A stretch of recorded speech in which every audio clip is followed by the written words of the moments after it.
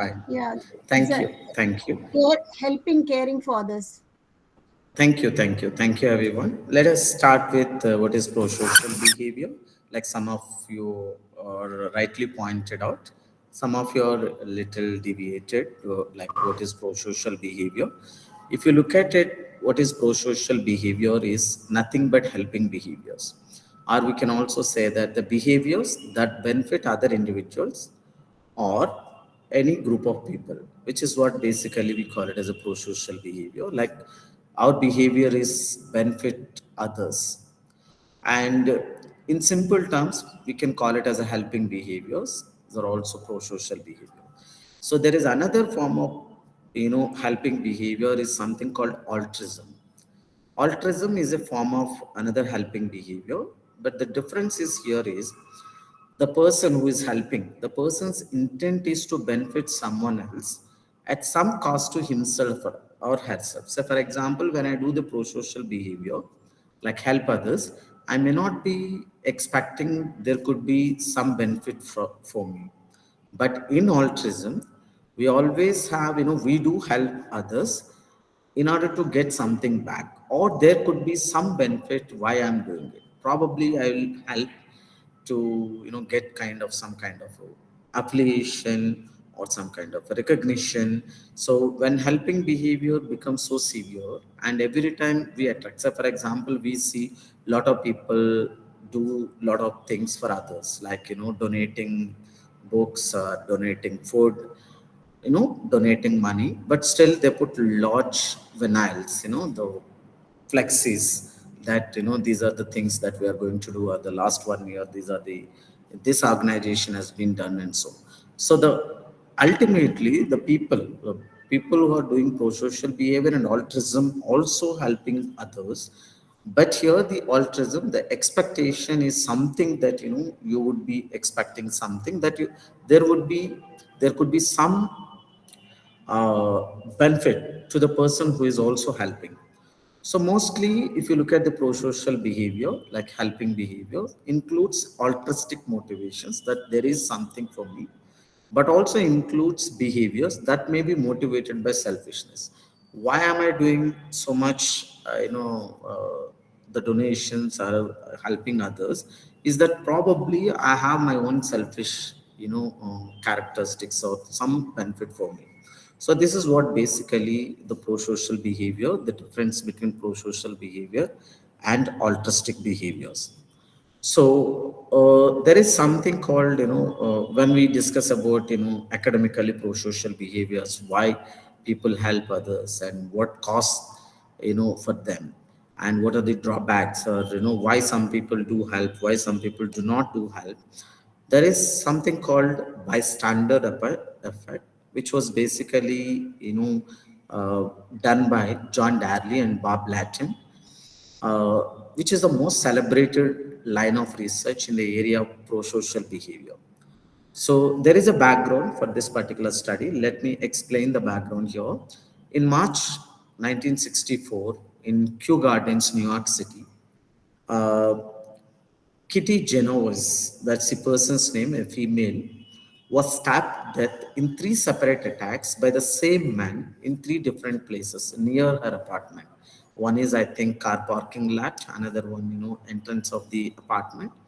So the same individual, stabbed her three times, like three different places. And ultimately, the finally she has died because of this attack. So when the police have identified, there are 38 people were identified as having witnessed the attack or having heard her scream for help. But out of these 38 people, none of the witnesses had intervened or even called the police. So after this incident, like this incident happened place. So there was so much the debate on the news channels or the newspapers among the people, how humans are dehumanized. Like for example, uh, we become so selfish, like they call it as urbanism, like where not exactly urbanism, urban, like where we are only interested in our own well-being. We never bother about others who are in need. So there was a lot of discussions about why none of them. There were 38 people who had witnessed on three occasions, and she died. Even forget about the helping her and going in between these people, but at least nobody had called the police officers also. So when these discussions were become so much heated, like everybody is talking about the value systems has got reduced, and people become so selfish, and none of them were not able to help, and all these things become so severe. And these people, John Darley and Bibb Latten, had come up with a different explanation why none of them had actually helped these people. It is not about dehumanization or people uh, lost their value systems. It is nothing like that. But they had come up with a particular ideology called a bystander effect. What is the meaning of bystander effect? Which is a phenomenon in which people fail to offer needed help in emergencies, especially when other people are present in the same time or same setting. Probably, so for example, there was an incident. A lot of people, have witnessed that. Everybody might be thinking that others would help, or I might be thinking you would help, you would be thinking that I'm some X would help.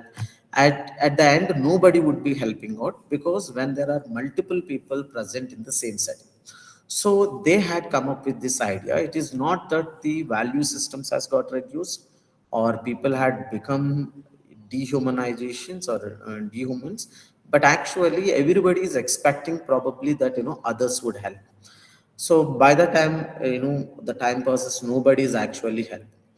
So it was interpreted that anyone in an emergency might decide not to help, largely because there are two situational factors. One is confusion of responsibility, or the second one is a diffusion of responsibility. So, what is the difference between confusion of responsibility and the diffusion of responsibility? Is that in the confusion of responsibility, there is a tendency for bystanders, the people who are witnessing, to refrain from helping in both emergencies and non emergencies in order to avoid being blamed by others for causing the problem. So, the most of the times, what happens, we see a lot of times, when we travel, probably wife and husband, friends fight each other on the roads. None of us actually intervene. Sometimes, if we intervene, the problem becomes bigger. That we do not know whether two of them, together will attack us. There are multiple things might happen. So, with that expectation, probably like others might blame them, or for causing this particular problem. So there is called something called confusion of responsibility. Whether should I take responsibility to just intervene between two individuals or not? The second cause, the second factors, there people, these people had come up with the diffusion of responsibility. What is the diffusion of responsibility? Is the diminished sense of responsibility often experienced by individuals in a groups or social collective. Say, for example, when I have witnessed that someone is misbehaving with a particular girl or a boy, or someone who is a weaker, if I am alone, probably I would intervene, because there is a guilty consciousness within me. If I don't intervene, probably the other person might be victim. So I am the only person who is witnessed. So there would be a the guilt later if I don't intervene. So probably I would have intervened. But when it comes to this, when the multiple people are present in any situation, in any social situation, none of us has actually intervened, or mostly the diminished sense of responsibilities. There are many people, why should I? Or, what is the reason for me to intervene? Because there are 100 people. If 100 people are not responding, there is no purpose for me, even if I,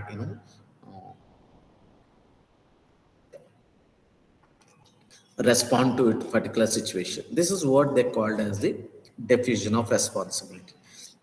So they have done similar kind of studies, where it was not an actual studies. Actually they had used some kind of experiments to study whether actually the bystander effect is present or not. They found that yes, they found two things. One is confusion of responsibility, another one is a diffusion of responsibility. Why people do not help when people needed help, right? So with related to this, yes. Sir, I have one example. Like in today's world, many events are noticed that a victim is asking for help, but people are not helping. People are present, okay, and but they are not helping the victim. Instead of that, they are making a video. So yeah. So what do you Yes. call it? So this is not this part of this one, ma'am, because everybody, say for example, there are occasions in movies also. Like say for example, even the media does the same thing, right? Instead of just helping them, right? They just watch and they just do the live casting, because their job is to just live cast. That is what everybody thinks that. The probably, like instead of helping them, they record the situation, the entire scene, and they post it the media. The probably they think that that is more than enough. Probably I would believe that one of the two reasons could be. So for example, if I'm all alone, as I said, probably I will not be just recording. Probably if I feel that I will, I will feel hurt, like I will be attacked by the other person. If I come to know that I'm been recording, probably I might be secretly recording. Or when many people are presenting, the diffusion of responsibility, because there are many people, my job is not to helping them, probably this record and post it in the social media. That is what the mostly like my idea of about why people does such behaviors today. Correct. I agree with you, sir. Like in previous example in New York, that woman was victim and she was screaming and nobody helped. So in that you said that okay, we cannot consider it as humanity reduced, right? Declining, yes, yes. Declined, right? But here I feel humanity declined, Yes, right? probably, yes. But the problem is, ma'am, But yes, that yeah, also is there, confusion of responsibility. That is also there. diffusion of responsibility is also there. See, for Correct. example, ma'am, see, many times our parents or our elders says that today's children do not have values. Or no, because it is not that, when we compare from one generation to another generation, or sometimes when we are talking about the crime rate, we feel that, earlier those different types of crimes were not there. People were not so criminals. Today's the world is, people are becoming, lot of differences and all. So but as an academicians, what I believe is mostly it is not about the crime rate increased, or I don't believe earlier there is no crime at all, because the today's world, everything 24 hours news channels, the mechanisms to record various crimes has increased a lot. And exposure has become, right, even there is no clear problem, the media creates a sometimes a problem, and they telecast 24 hours because they needed some kind of information. So at the same time, when we say that the values have been declined, because I'm just in 30s. My the lifestyle when I grown up, things were completely different when I compare with my students, because my students, my undergraduate students, have everything possible with them. But I never had, like by the time I was studying UZ, I don't think so anybody normal human being can afford a mobile phones, right? I'm not saying before 2005. The mostly there was a big mobile, and the lot of exposures had made people, like mostly the diffusion of responsibility. And there is no criterion for us to say that the people have changed so drastically, or the values have gone down.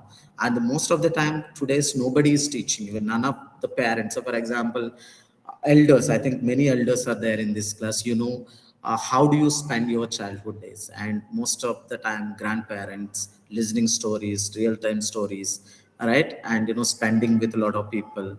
But today's world, our kids do not have that exposure. Probably they're spending, even parents are spending the mobile phones, and they do the whatever the work they're doing, or they might be busy with their own work.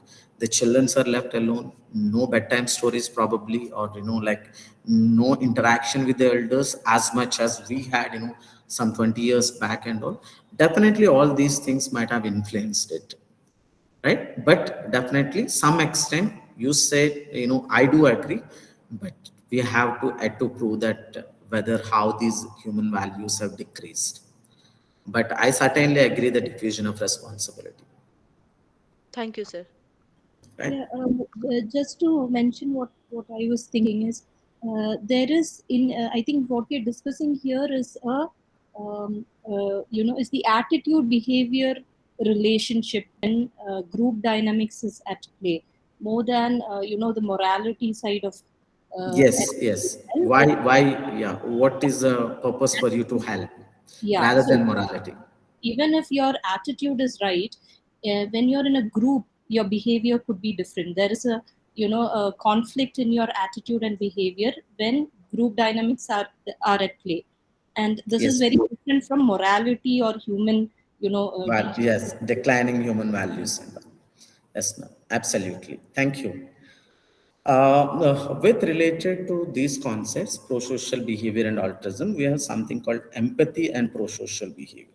So let us see what is empathy here. Empathy is the ability to understand a person's point of view from his or her frame of reference rather than one's own, or vicariously experiencing that person's feelings or perceptions of thoughts. So, for example, nowadays everybody is talking about empathetic behavior. So for example, we don't know why certain individual behaves in certain manner, and why certain behavior, certain people use certain words that might be hurting others. But unless and until we understand from their point of view, we cannot judge other person as a right or wrong person. Mostly because we need to understand an individual from their point of view to better understand the people. This is what basically an empathetic behavior called. So one of the researcher, the Batsons, have come up with empathy altruism hypothesis is one explanation for the relationship between what is the relationship between empathy and helping behavior. Say for example, I do help, I do have a lot of empathy. I consider, am I end up with doing more helping behaviors and involving in more helping behaviors or not? So this is the idea, is actually this empathy altruism hypothesis, which is a basically a theoretical idea that explains helping behaviors as resulting from feelings of empathy and compassion towards others. So, for example, in the earlier concepts, we learned that, like altruism, we do help. It is not because we have some empathy or we have some compassion towards others, because I wanted to gain something. Probably I need to be, have, recognition, or I wanted to get an affiliation. So the particular X or Y Z does kind of behaviors, probably I needed that kind of recognition. So when it comes to the empathy altruism hypothesis, it basically we do help because out of concern, out of empathy, out of compassion, which arouse an altruistic motivation directed towards the ultimate goal of improving another person's welfare. So that is the difference between pro-social behavior, altruism, and empathy altruism hypothesis. All right. So these are the you need to remember these three differences. In helping behaviors, like pro-social behavior, like we do benefit to others without expecting anything.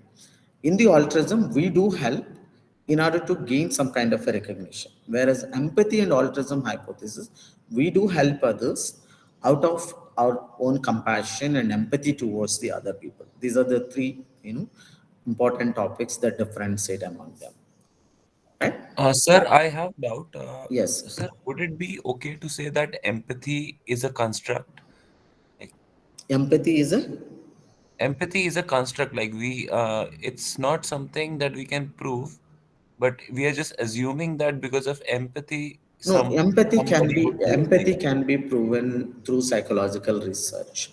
So, for example, even when when we have a discussion like family discussions, or when sometimes we become angry, when parents says that their point of view we may not agree, or our spouse says like something we may not agree, unless and until we see from their point of view. Some of us are very good at understanding others. It's like having high emotional intelligence, not only understanding our emotions very well, It is also understanding others' emotions is very much important to have a better quality of conversations or quality of relationship. Empathy is, we can actually measure whether am I able to, look at the problem from the other person's point of view. If I'm not able to do that, probably I always think that I'm always right and the other person is always wrong. So we never, if that particular attitude we are possessing it, we'll never able to resolve, use the conflict resolution. I hope Okay, sir. I had answered your question. Yes, sir. Okay, fine. The second topic, which is interpersonal attraction, anybody would like to define what do you think interpersonal attraction?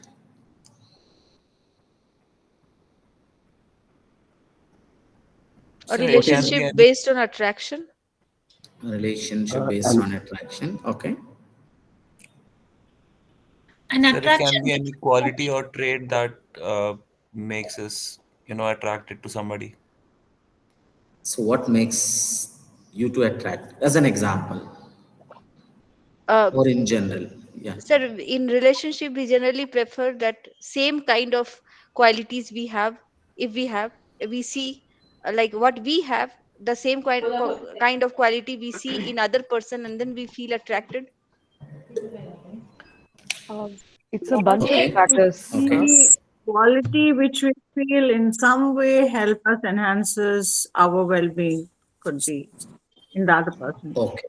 Fine. I think My next question is: are there any universal standards of attractiveness around the world? no, sir. Sir, What? I must say, maybe opposites attract. Sir, Uh, universal that standard, could, I think one could be the physical attractiveness, sir. Yes, physical attractiveness, Okay. definitely.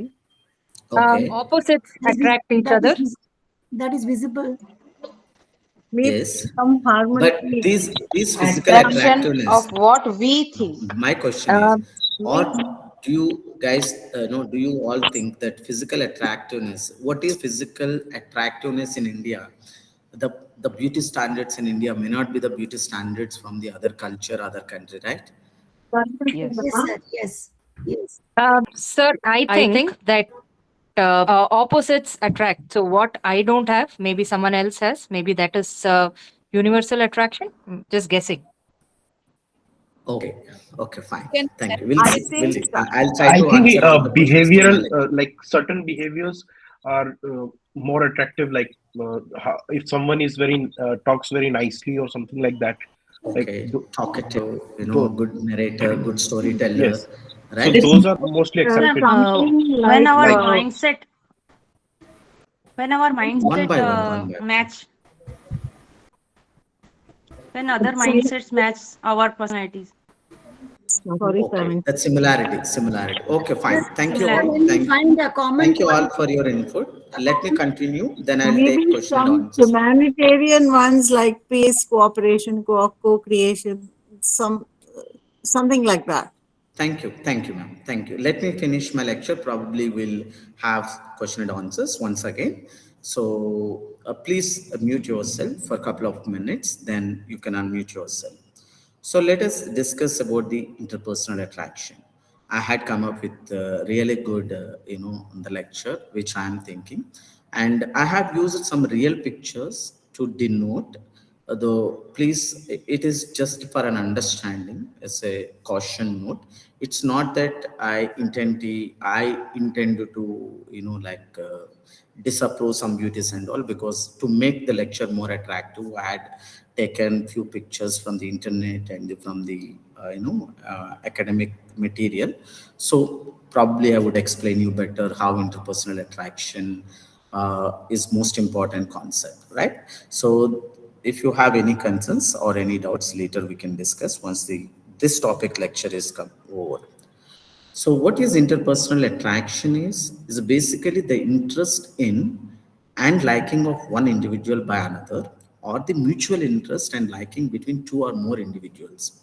right? So which is a basic idea about interpersonal attraction. Either I like someone, or I might be I like by someone else, or it's a mutual interest. I like X or X like me, right? So probably interpersonal attraction may be based on a shared experiences, like if the similar experiences are shared by both X and Y, probably they might attract each other. Or some of you said that characteristics, similar characteristics, the probably when X and Y possesses the same kind of characteristics, you might be fall in love or fall in like. Or the physical appearance, most of the times the physical attractiveness or the appearances is also very much matter. And also some kind of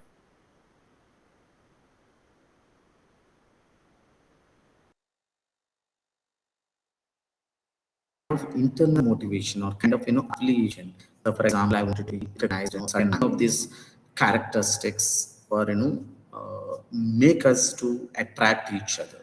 This is what basically an interpersonal attraction. So for example, I would like to start with the physical attractiveness. I had asked a question, right? Are there universal standards of attractiveness around the world? So for example, could anybody recognize one or these two in this picture? Yes, sir. Uh, which is more attractive So all of them are as considered per your attractive in, standard? So all of them. maybe Trisha. No, as for your, Yeah, as for Trisha. yeah. Okay, thank you. Anybody else? Megan Fox. Okay, Smile, sir. the sixth person here, right? She's a model, I guess, or Hollywood heroine. Sir, Bottom left. sir, bottom left, there's a lady smiling on the. She has kept her hand on the wooden bar.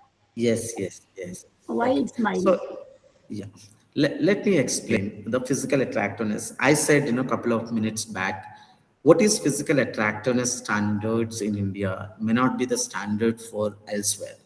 So, for example, these are all women who are attractive in their own cultures. So, for example, if I'm looking at my perspective from my own standards, probably I may be attracted to Trisha because that's my standard. It's an Indian standard. She wore sari, she's well attracted. But it doesn't mean that none of the other pictures in it are not attractive, right? In their own culture. So, for example, let me explain what is the background of these people. Because when we are talking about the physical attractiveness, we need to understand the cultural differences, a kind of some bodily decorations. So for example, these cultural differences in bodily decorations in India. Probably this is how, like Trisha, most of our women decorate themselves when we attend some parties, some functions and all, or sometimes there is any occasion.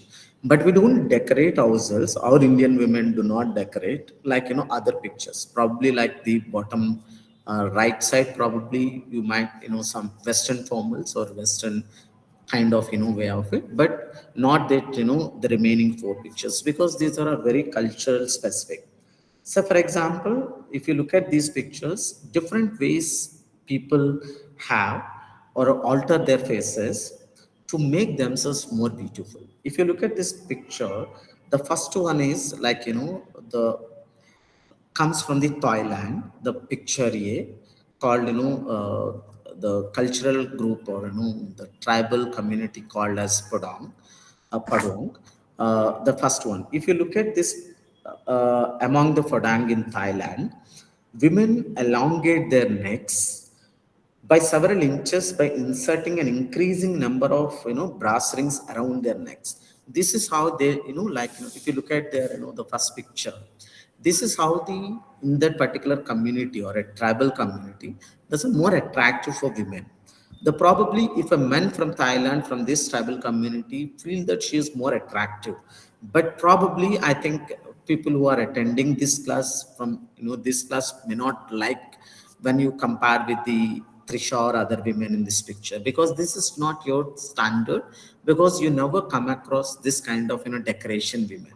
Probably you may not attract, this women may not be so attractive compared to the Trisha, right? So if you look at the second picture B, uh, this is the community of a tribal community called Musi in Ethiopia. Women in this particular culture, women stretch their lower lips by inserting a progressively larger ceramic discs in a hole around their lips. So in that particular culture, women to be more attractive, the larger the ceramic decks, the desk they wear, the more attractive in their own culture. So if you look at this, somebody said the picture she is more attractive. This picture comes from Indonesia, a tribal community called Mantawai. So in this picture, if you look at this picture, please mute yourself. If you look at this picture, one noticeable thing you can see that if you closely observe, her teeth is short, you know, too sharp, like sharp, like if you look at it, because this is how this Mantuai women file their teeth into a sharp point, so they have smiles, not that different from a sharp. In that particular Mantuai cultural group or community, so the women file their teeth, make it more attractive from the like they don't want to see the difference between how shark loves or the women loves. So that's the standards they have. If you look at the picture D, which is comes from the Japan, a tribal community called Ainu. If you look at it, they have a tattoos, their faces, in what looks like a mustache around their lips. This is the beauty standard in this particular community or a tribal community. If you look at the last picture, E comes from the Western women, darken their eyelashes and trim their eyebrows and paint their lips with the lipsticks. So in the most of the times in the Western culture, the Western countries, this is how the women decorate themselves. So here my point is the physical attractiveness, as somebody says that we attract the people who are physically more attractive. So that is the tendency for both men and women across the culture. But what is physically attractive is different from one culture to another culture. We cannot simply say that somebody is not attractive because you are looking at a different perspective or a different point of beauty standard. So these Sir, are the sorry to interrupt, but here you're talking about women grooming themselves based on their cultural standards. But there is also objectively there are certain things that is appealing to your eyes, isn't it? sorry, So ma'am. Your voice is breaking, ma'am. is it better? Is it any better? No, come again. So I was saying, here you're talking about women grooming themselves according to their cultural standards, right? Yes, yes. Which is aesthetically beautiful, but objectively also there are certain things that is appealing to our eyes, right? Like Correct. some features that look more composed based on golden ratio, and our eyes Golden standards. golden ratio, right? The Okay. composition of a certain thing, and that applies to anything that exists, be it something that is constructed or something that is naturally there. So that automatically is appealing to you, whether you are looking for something or not. You just look at it and you think that is beautiful, right? So that does not have to belong to a No. cultural standard, isn't it? So that's Yeah. objective, not Yes, ma'am. subjective. Yes, ma'am. I think most of the words which you are trying to speak, I missed out. But no, let me finish this lecture. Probably, like few points I didn't get it. So, when I started this lecture, interpersonal attraction, as I said that, there are some things which we are showing in this video to make more lecture more lively. Here, my intention is to show these pictures. Yes, we have a standards. Everybody like based on their physical attractiveness. The physical attractiveness is different from one culture to another culture. So that is the basic idea, the premise that I started this lecture. So let me finish this. There are other similarities, other phenomena, how we tend to like each other. All right, the probably I'll come back once again so you can raise your point. Sure. Thank you. Yeah. There are, if you look at this, the question I had earlier is, are there any universal standards, like, across the world, saying that, something is or someone is more attractive? So the basically, when you do the literature review or look at the standards literature or the available academic literature, says that there are three things that are there universal across the culture. One is clear complexion, and also the bilateral symmetry and the average features. I'll explain one by one. I'm talking about in terms of the, as a collective. It's not about, probably I may not like the clear complexion one, but I'm talking about the average people, like, around the world. What is more attractive? How they feel like, someone is more attractive. These are the three conditions, or, three universal characteristics that everybody feels that, someone is more attractive. If you look at the clear complexion, people are attracted to healthy mates, and the skin signals health more directly than any other visual aspect.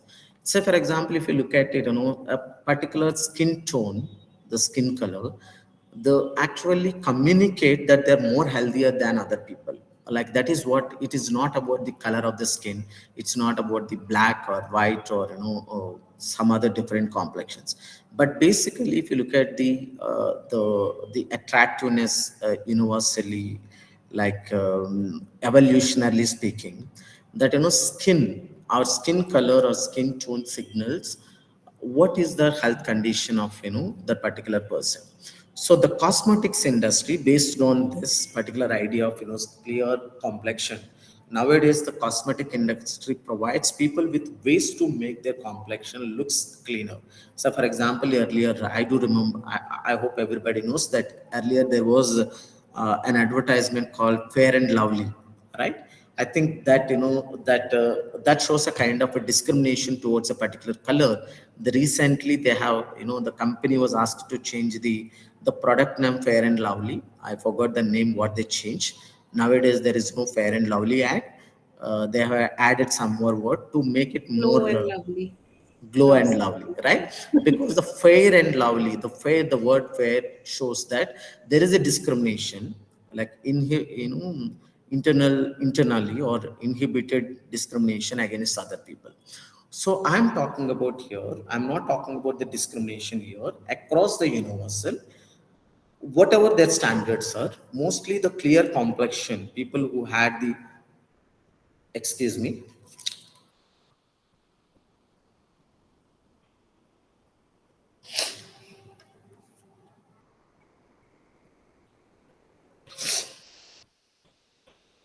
sorry, the mostly the people around the world likes a kind of, people who had more clear complexion, the clear skin tone, rather than a dark clear, dark skin tone.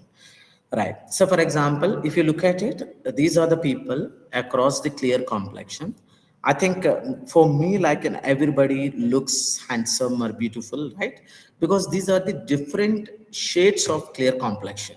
It's not that you can say that a particular society or a particular country people are more, had a clear tone. So, for example, if you look at the fourth picture, like, this particular picture, the women is also having a clear complexion in their own culture, in their own country. Probably there are other shades of a darkness, but still, these are all pictures that shows that universal clear complexion, but there is a different, skin tone or differences.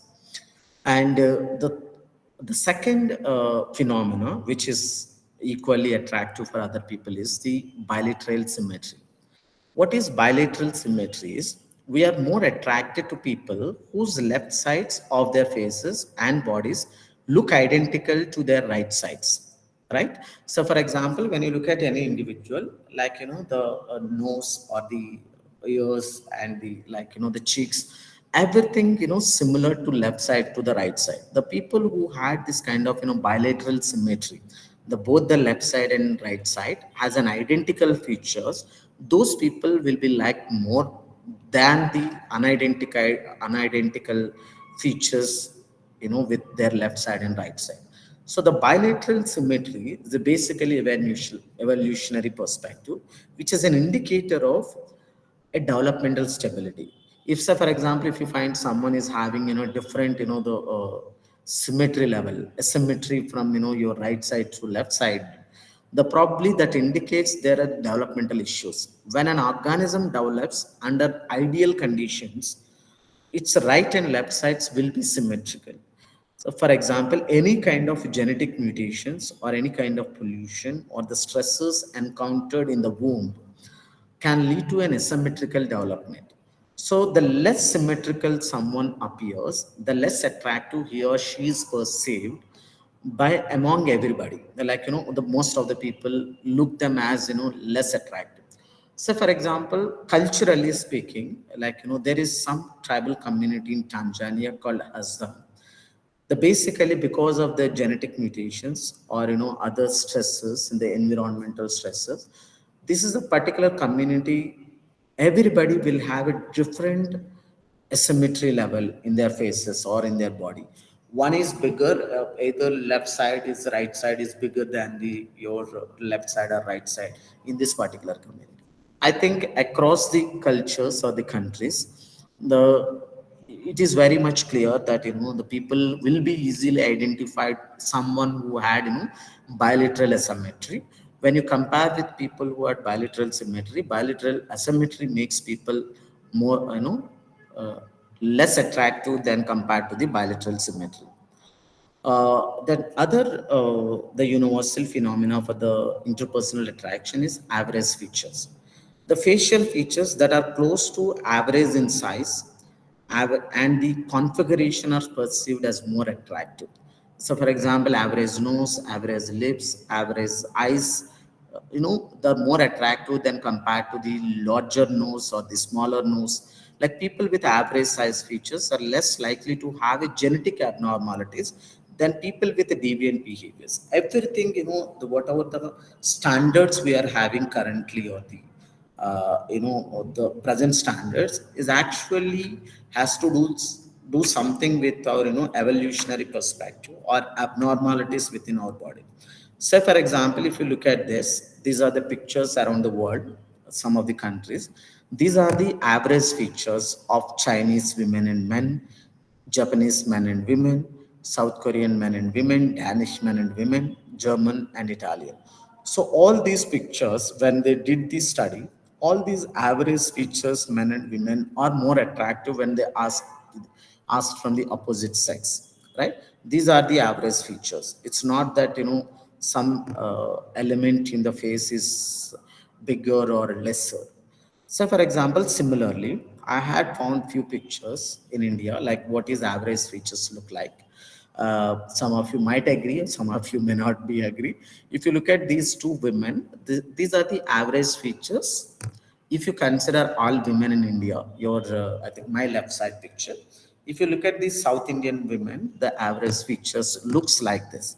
So these women, when they did the study, and the people identified both the women are more attractive because it's an average features. All right. So the other kind of pictures, I just wanted to show that, like bilateral asymmetry, or people who do not have, average features. Why do you think that, those people are unattractive or less attractive compared to these people who has the average features? See, for example, these are the pictures I had taken from the internet to just make you understand. I do not have anything against these two people, but these are the pictures available when I'm, preparing for the lecture. If you look at it, when you compare with this previous picture and this picture, it is obvious for some of us may not feel that these two women not very much attractive when compared to these average features Indian women, like average women, India women, and also South Indian women, because these are the two pictures shows that there is a bilateral asymmetry, probably some kind of, evolutionary issues, or some kind of, the genetic mutations, or whatever reason, whatever the cause is that. So this is how the physical attractiveness, can be seen, whether somebody is more attractive or less attractive. Other basis for interpersonal attraction other than these three, which is bilateral symmetry, average features, and what is the first one? Uh, Clear skin. Clear complexion. Other than this, we have got three more, the bases for the interpersonal attraction, which we call it as the propinquity effect, which is the tendency of individuals to form close relationship with people they repeatedly encounter. So for example, why, we see that, why good friends end up with, friends mostly end up with, fall in love, or the why we like someone, whom we spend a lot of time in our organizations, in our college days, in our school days, because it shows the propinquity effect. So the tendency of individuals to form a close relationship with people they repeatedly encounter. Probably when we, travel, we see a lot of, beautiful or handsome men and women. Probably we might like, we feel that, okay, look at, how beautiful they are, how handsome they are. But we never fall, you know relationship in deep relationship, because we never had an interaction with them. But if you end up with, having a kind of, repeated encounter with particular individual, either men or women, the possibility for them to become, to form close relationships is higher than just, looking at them on some places. For example, why next door neighbors often are friends with one another as our classmates and co-workers respectively, because the repeated exposure to that particular individual probably makes us to learn each other, know each other better, and, having similar kind of ideas, similar kind of beauty, or, whatever, that similarity. So this is what basically is called the propinquity effect. The more you interact with the person, the more you repeated exposure, the more you tend to like each other. This idea is given by Leon Festinger and Stanley Scatter and Kurt Wolfgang back in 1950s. This propinquity effect, what is the basis for interpersonal attraction? The second, I think the fourth one, the fourth, three universal phenomena. These are three other different phenomena. The mere exposure effect. What is the meaning of mere exposure effect? The more we are exposed to a particular stimulus, the more we are attracted to it. Say, for example, why we like, the foreign movies, or why we like the Western music, the why we like, particular inanimate stimuli, because the more exposure we had to the particular thing. So, for example, the 15 seconds reels is more attractive for some of us. Every time, just we, keep on doing it because we like a particular stimuli that made, from others. So the mere exposure effect is most likely to occur when there is no pre-existing negative attitude towards the stimulus object. So for example, why I like a particular movies. Recently I started watching the South Korean movies, probably when Netflix had come. And the most of the times whenever I had a time, I no longer watching Hollywood movies, because I tend to watch for last 1.5 or 2 years, like, more South Korean dramas. They are more fun loving, and the more like the way they, they make movies, even these serials, like, they're like I end up with watching some 10, 15 already last 2 years, like, seasons above episode, because I'd never had any kind of, pre-existing negative attitude about a particular South Korean dramas. But when I started watching the South Korean drama, I watched initially that I think some medical drama. I watched it. The later I liked it. I liked the way they portray the story, they narrate the story, the screenplay, the acting skills, the beauty, everything. I seem to like it. So the now the more my tendencies, rather than, watching some Hollywood movies or some North Indian movies or Bollywood movies.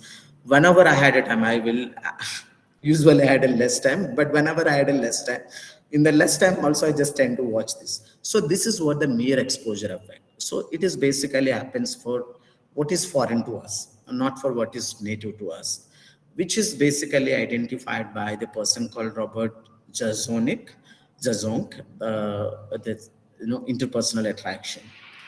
So the finally we had the similarity attraction effect. I think somebody's already told. The tendency of individuals to be attracted to those who are most like themselves. Like if somebody had, similar characteristics like me, a similar ideology, like me. Probably I tend to have a better, relationship, or very, great friendship, because I see that the other person is similar to like me. So people are more likely to view someone as more attractive, either as a potential friend or a romantic partner, if both are similar in their attitudes or economic background or personality, or either religion or any social background, or any activities that they do end up with doing it, because everything matches with them. Your religion matches, your economical background matches, your personality matches, though we end up with become friends, or we end up with more romantic partners. That is how the interpersonal attraction works, right? Before I move on to the third one, last one, aggression and violence, I would like to take any questions or any interventions that we'd like to share. So I have a question. So you were speaking about the right, maybe Bilateral when you symmetry. spoke about the yeah, yes, yeah, Yeah, bilateral symmetry. So yeah. is it the right and left side of you, or is it about disproportionate features? Because a bilateral asymmetry, would that not be deformity? Okay. So what is your point, ma'am? You said some other word. What is that? What Yeah, is so what? bilateral Asymmetry. asymmetry would be a deformity. So Okay. what should I assume bilateral symmetry to be, or what do I understand it is like disproportionate features, like a Yeah, big yeah, nose ma'am. or a small. Bilateral asymmetry is like, disproportionate features from a Hmm. particular person's, body, either right side and the left side, is disproportionately, being there. Like, there is a difference. For example, your nose is looks smaller this side and bigger this side. Your one eye is, smaller, one eye is bigger. It's like, there is a So it's a disproportionate. deformity. So, Yeah, but this is a deformity, but not bilateral asymmetry, not asymmetry. this. And what if you have a bigger nose and comparatively a smaller No, face? So what do? that comes under the average features, ma'am. Say, for example, many men, or many, we say that, women who has, larger eyes are more attractive. That is what I used to hear from the very. So, for example, in the Mhm. movies we see that. So anything bigger or smaller is, I'm not saying that is unattractive. Anything bigger or lesser, obviously there could be a, the people who love it, or so, for example, smaller nose or the bigger eyes, the smaller faces and all. The my point is universal. There are universal standards for the physical attractiveness.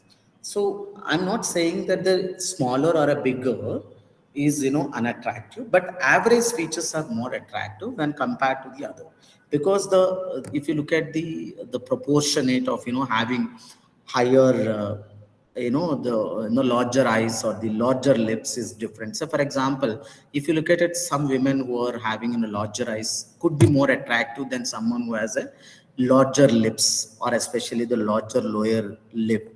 Am I right? So it depends on, what you are looking at it. So bilateral symmetry is different, or having, larger proportion or a smaller proportion of a particular feature in the face is different.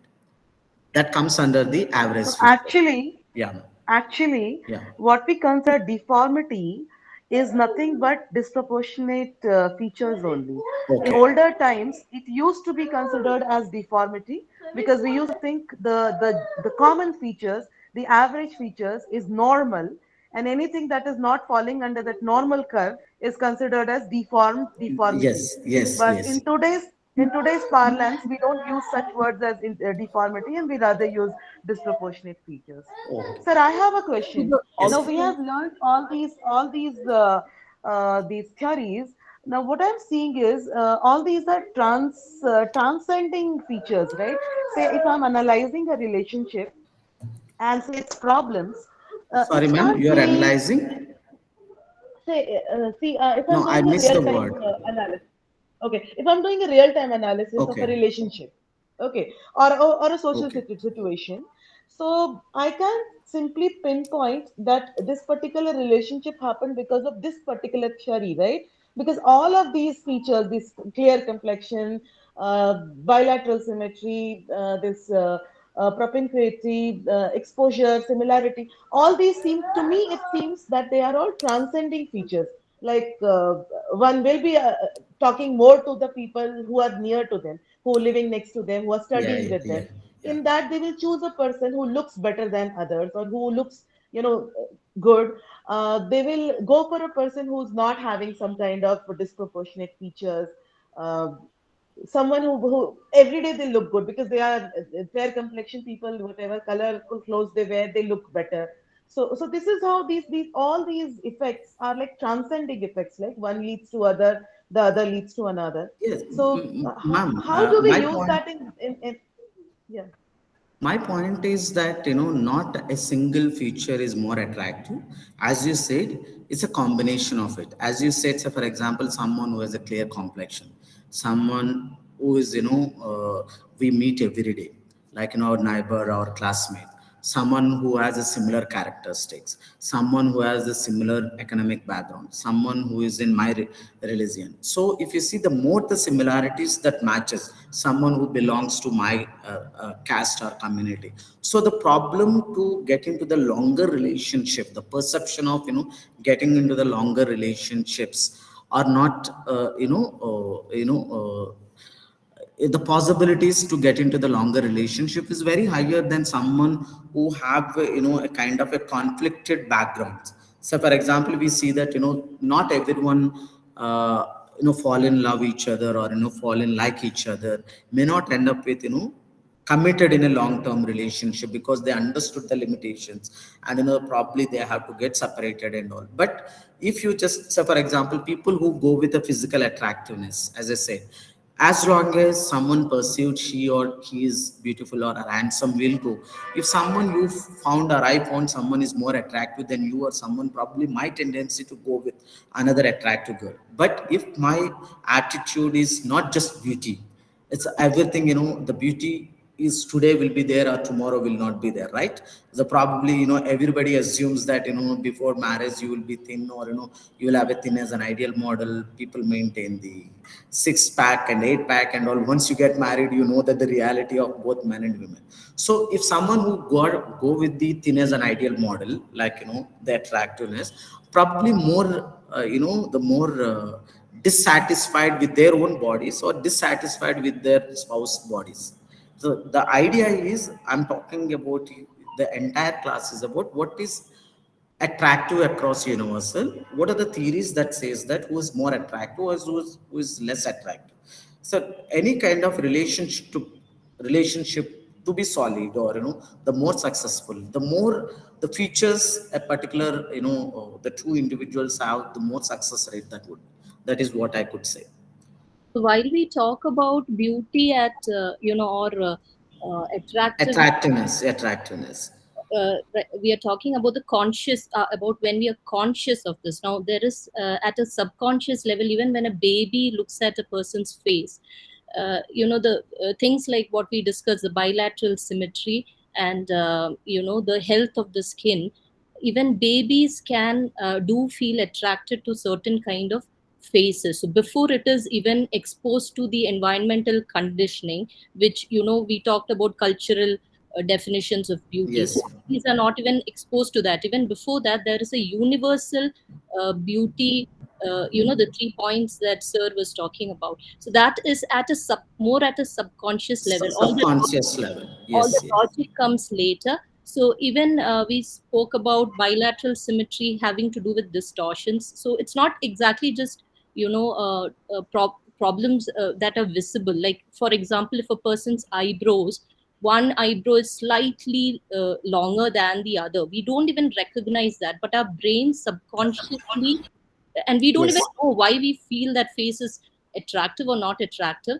But all these things like Yeah, symmetry, or yeah, the Thank you so much, ma'am. As yeah. rightly That pointed out that that yeah, the yes. the golden symmetry. ratio that somebody discussed earlier is something that our human eye, we don't consciously know what it is, but our brain can subconsciously. It's a evolutionary process, because our brains have evolved over years, and we are made to we are that way so that we can survive.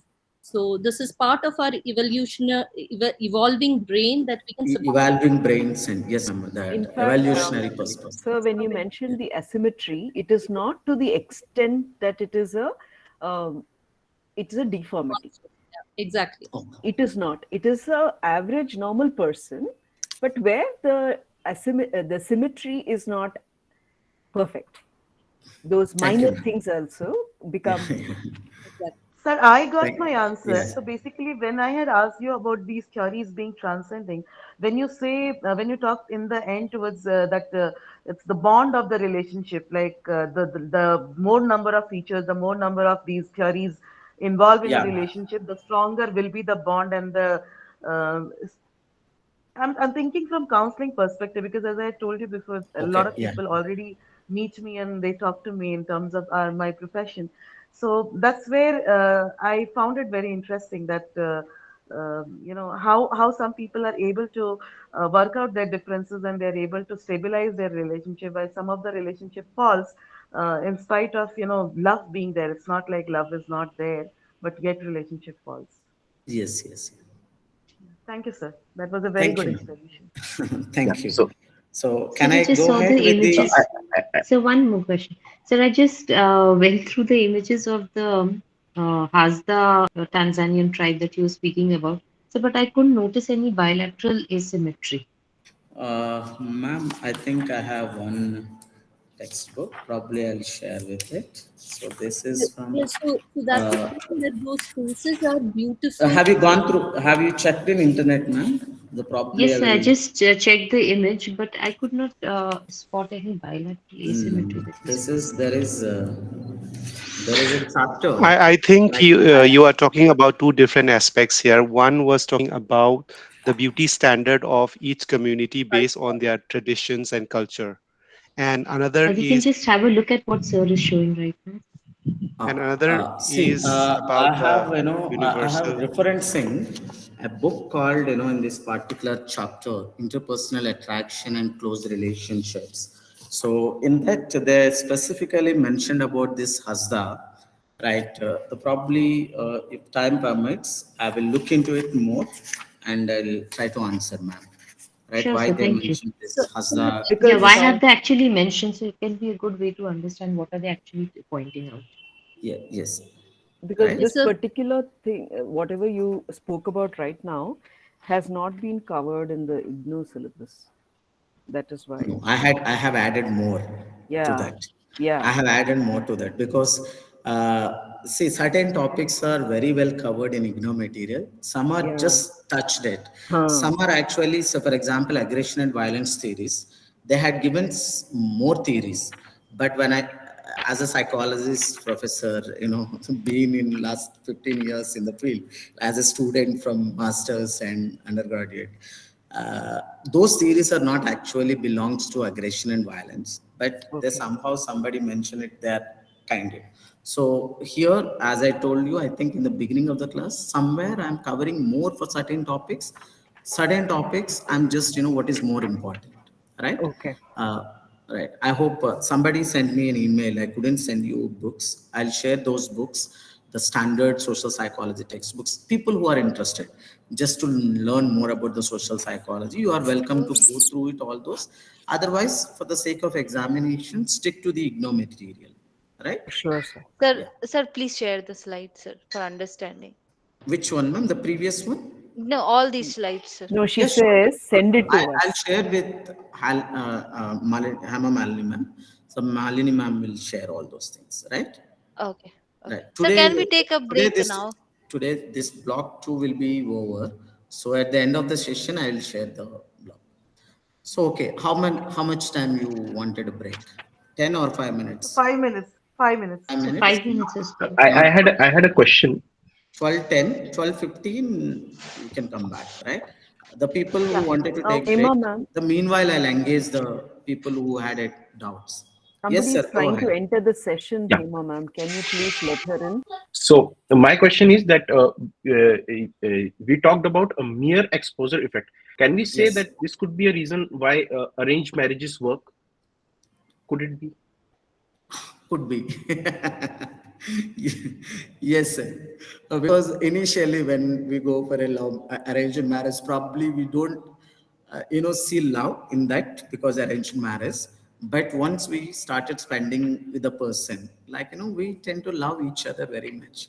But a couple of years, I think some 4 years back, I got arranged marriage. But we never see any problem with regard to love. But we love each other, and it was a successful marriage. I see that some says that love must be there, but after marriage we love each other. But before, I just met her 11 days before my marriage. Everything happened in 11 days. So I think your point is well taken, sir. Mere Also, exposure. there are a Absolutely, lot of factors that absolutely fancy question, support and I do agree. Yes, arranged I do marriages agree. and stuff. Yes. So there could be many more Sir, factors, sorry but to this could be interrupt you. one factor. That's my No, point. it's probably, see, sir, every topic could be having so many other explanations. See, we cannot able to say that certain extent, like this could be the reason. It's all theories, it's all an ideas. When trying to explain the human behavior, right? From my point of view, this could be the reason. But when somebody does it, kind of research and say that yes, this could be the reason, or somebody can refute this idea. The mostly when we are discussing about the social behavior, how the relationships are formed, or the social behavior is influenced it. Some extent, certain topics, the people who never explored that particular angle could be some extent is right. But in order to understand fully, I think much research is needed. Sir, Right? talking about the Sir, mere exposure effect, sir, yeah, don't yes, you you are truly think the spoken actually. exposure can also lead to hostility sometimes? So it is not just attraction that it is leading to, it is leading to a lot of other things as well. Hostility, I'll come back after 5 minutes. That is what our next topic, aggression and violence. I'll be discussing about what made people become more angry and, hostility. We'll So, discuss. Then we Sir, can connect. We can, sir, if you could please share the first two slides. First two slides. sir, for I have a small, today's sir, I lecture, have a ma'am. small, Yes, sir. Yes, sir. sir, I have a Today's small lecture. question. Yeah. This physical attractiveness, does it have any significance at workplace or other social environment? Ma'am, if you see, I think some extent. So, for example, when you get help, so for example, someone who is more attractive will get more unnecessary, so for example, if someone who is more attractive in the organization, everybody is trying to impress her or impress him. Probably we will be more, No, helpful to that particular individual rather than someone whom we feel unattractive. So, for example, these people, I think some extent, right? there have been even studies on this that people who look more attractive are given advantage, Yes, Advantage in the unnecessary organization. advantage. Yes, yes. unnecessary Even they are preference, given extra marks by teachers, and these kinds of things happen. and they are given even in Yeah. schools also. Those kids are taken for selected for performances. Yes, yes, yes, So this Yes, it's bias, there. the These bias, biases are there these for biases physical are there. attractiveness, So yes. why is it innately so? because it's, as somebody rightly pointed out, it's like it is subconscious level. We like, a particular individual, probably that, whether I think somebody does any favor to us or not all, physically attractive men or women does the favors to us, but on an average, we tend to give more, say for example, unavoidable favors, or we do some favors to them, whether they sought those favors or not. That is the tendency, I think, most of them, as you all rightly pointed out, why beautiful women or attractive people being given performance oriented, or somebody said more marks, or somebody says in the organization they will be given like small promotions and all.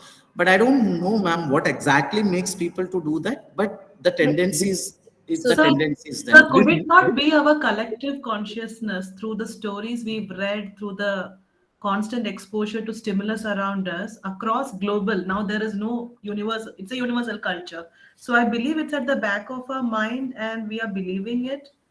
Because going by no, this, but there are two I problems. have I have one understanding of this. Like when we see even animals, so if we see a more powerful animal, they are given in the group setting, they are given more advantage because they think that this animal deserves more. Similar is in humans when we see someone more attractive, so we think that they deserve more. Yeah, It's an so innate tendency in any social setting. so I don't think two, it's a two points. consciousness. It's Sorry. more. But it's also creating Okay, inferiority complex like amongst when people. we are talk, please, when you talk about, let others speak, and you can intervene. I think we'll continue later because I need to finish the another letter. It's Yes, 12:15. sir. Yes, The sir. five Yes, sir. minutes break is over, right? Yes, sir. Please start, sir. Please. Thank you. Yeah. Can I continue? Sorry. Sir. Yes, sir. Okay. Please mute yourself for next 30 minutes. Probably then last 15 minutes we'll have a discussion. All right. The last topic in the block 2, which is the last unit, aggression and violence. Uh, can anybody tell me what is the difference between aggression and anger? Is there any difference between aggression and anger? Yeah, it's one is actually spontaneous, and other is actually from the other point of the reaction kind of thing. Which one is more spontaneous? Aggression is Sir, I think anger is spontaneous, and aggression is a part of our nature. Okay. Anger is an Result of emotional level, frustration. and anger is an Sir, Aggression is emotion. a aggression is result a of behavior and frustration. anger is an emotion, sir. Aggression is the Yeah. So manifestation of anger is anger. Aggression emotion. is a Aggression is Aggression is manifestation. the manifestation of anger. Yes. It actually comes out Aggression in is a okay. behavior. physical. Yeah. Thank you. I Thank you. may Thank you. talk a Sir, bit. sir, anger is emotion, aggression is frustration. Okay, that comes from the frustration. Okay, thank you. If Let if us. I may if I may just give an example about it. Yes, ma'am. Go ahead. Like aggression is right now what everybody is doing, having their own views, but talking over everybody without even letting others speak. And anger is if they stop everybody, and then only one is speaking. So that's so we are actually being aggressive and she is angry. Beautifully put down, ma'am, your concept. Thank you so much. Let me give me some time. Probably we'll have discussion later, right? So, what is a aggression? How do you define aggression?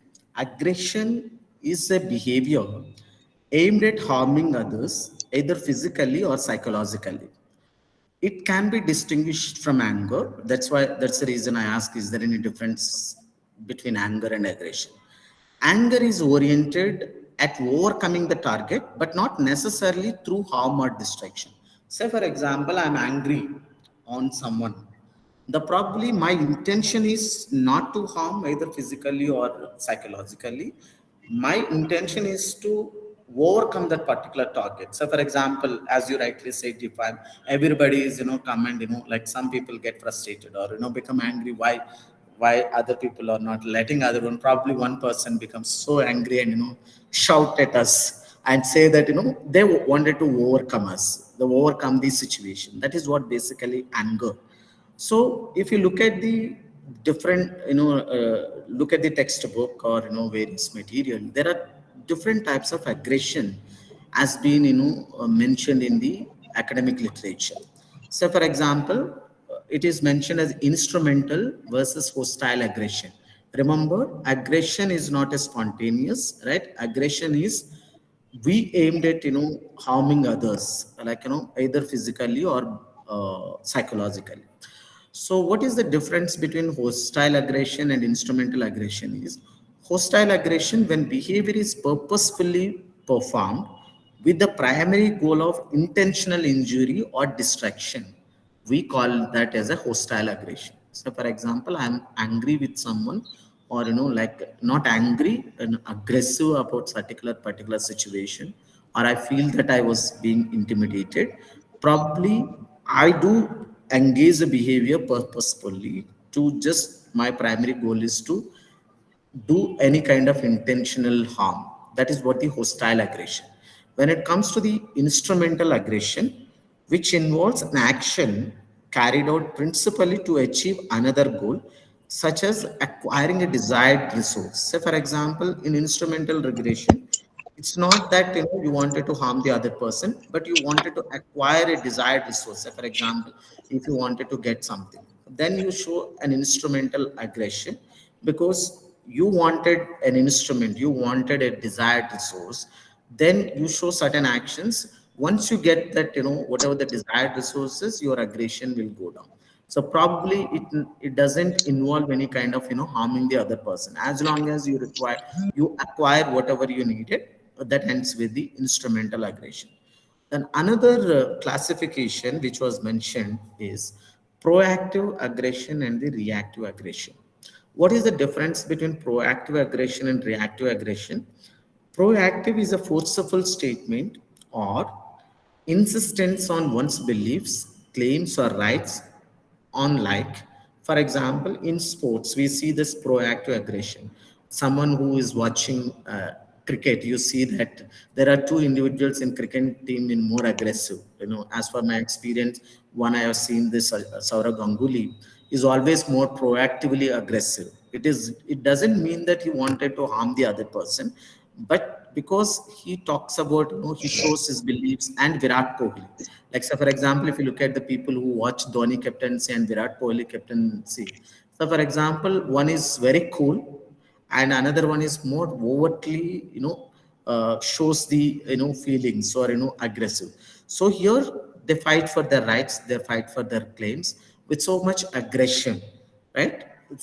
Which is very much useful in the sports teams. The use of force within the rules of the game, to achieve a strategic advantage over an opponent. So, for example, a couple of years back, we see that, this a kind of what we call the sports teams started commenting on the other person. I think the terminology we use it in sports team. It is actually to take an advantage on the others. It's a strategic movement. So because The sledging. sledging, right? Sangeeta, please mute your mic. Sledging is a form of proactive aggression, right? Because you wanted to take a strategic advantage over the opponent, which is very much useful in the sports phenomena. But when it comes to the reactive aggression, which involves an emotional response that tends to be targeted towards the perceived source of the distress. But sometimes what happens, if your boss is the source for the distress, you may not be able to show your aggression towards your boss because he might fire you the next day if you show aggression. Probably it might be displaced onto the other people or objects if the disturbing agent cannot be attacked. So, for example, there is always an emotion carried out in this reactive aggression, emotional response towards. So, for example, in this, mostly in the organizations takes place this, right? So, for example, when your boss said something, that you become more aggressive. You don't like the bossiness. Probably you cannot attack the boss because you might perceive that you will be out of the institute the next day. Probably your own teammates, you show your aggression, the displacement of the aggression. This is more of it, more emotional kind of aggression, right? These are the two major, the forms of, classification of the aggressions. So there are different causes for, aggressive behavior. Why someone become more aggressive? Why is more, other is more subtle, shows their subtle way they shows the emotions. So I had come up with, several causes, like biological causes, psychological causes, environmental causes, or the social causes for the why someone become aggressive. One is with the genetics. What genetics says that research has shown that aggressive behavior has a hereditary component and can be passed down from one generation to another generation. We see some of us in our family members, right? Is more aggressive than any of the rest of the family members. Probably they would say that, our parents says or grandparents says that he has similar characteristics of your grandpa or grandmother, because it's a hereditary, it's a genetics, it is passed on from one. I think, can someone, I think. Sangeeta, please mute your mic.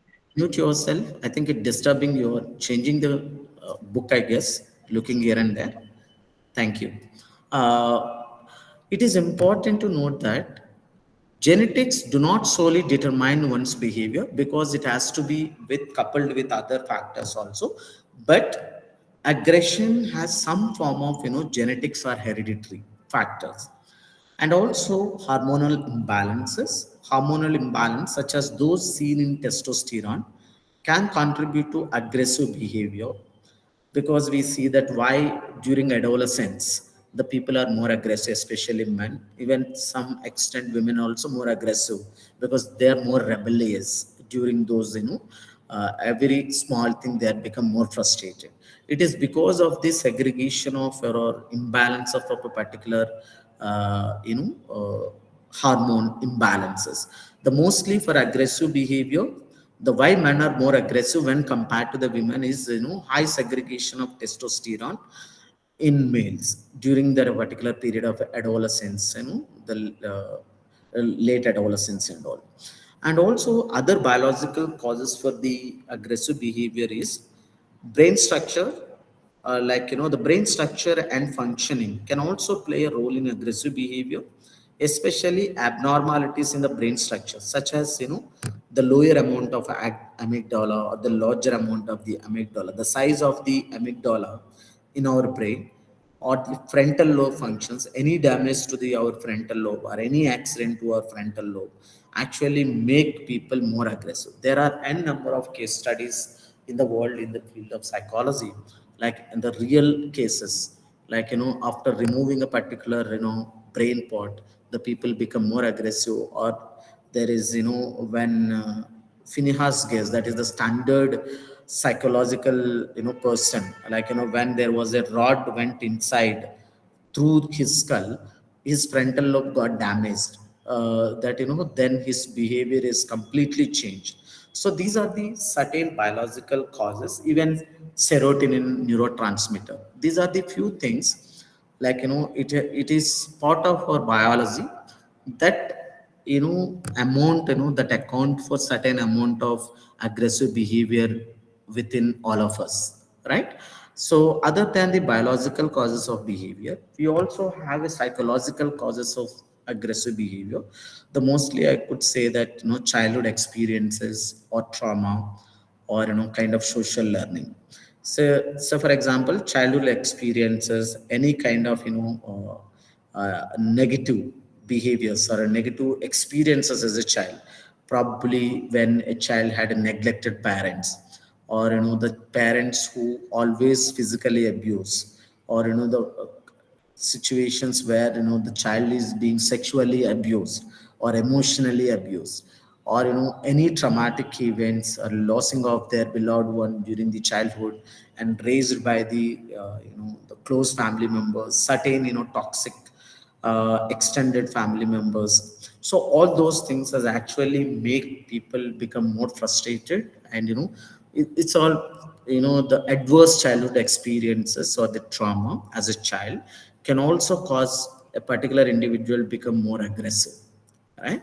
And other than these childhood adverse experiences, we can also see that the social learning or the imitating or the modeling can also contribute aggressive behavior. So for example, an individual who grows up witnessing and learning aggressive behavior is more likely to engage in aggressive behavior. So for example, as a child, if I learned, I watched my parents always, abuse each other, or where my father or, the child father always physically abuse or emotionally abuse or verbally abuse mother or family members. So he learns all these things, and, he also become like his father, or he becomes more rebellious, very earlier than the, before marriage and all, because as an adolescence, because he has to protect mother or a weaker family members in the family.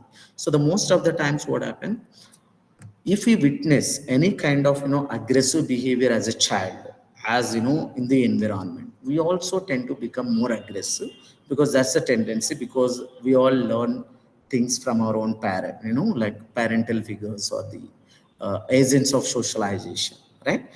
Other than these psychological characteristics, certain characteristics of the personality or depression, generalized anxiety disorder, or no, all these things are mood issues. This also causes sometimes why we become more aggressive in certain places or certain occasions when compared with the other individuals.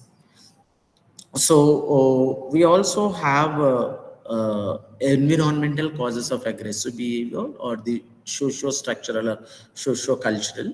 So for example, cultural norms and expectations can shape an individual behavior. And exposure to violence or aggression in the media can also contribute to aggressivity.